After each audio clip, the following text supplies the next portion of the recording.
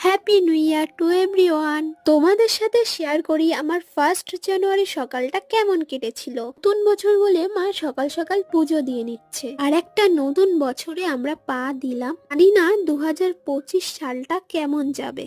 সত্যি বলতে আমাদের মতো মধ্যবিত্তদের নিউ ইয়ার বলে কিছু থাকে না, শুধু সাল বদলায় আর কাঁধের ওপর দায়িত্ব বাড়তে থাকে। এই নতুন বছরে বেশি কিছু চায় না, শুধু বেকারদের জন্য একটা চাকরি, অসহায় মানুষদের মাথায় ছাদ, আর সাধারণ খেটে খাওয়া মানুষদের জন্য একটা প্রাণোচ্ছল বছর আসুক, আর সব মানুষের স্বপ্ন পূরণ হোক। নতুন বছরে একটাই চাওয়া, ভগবান যেন বাবা মাকে দীর্ঘদিন বাঁচিয়ে রাখে।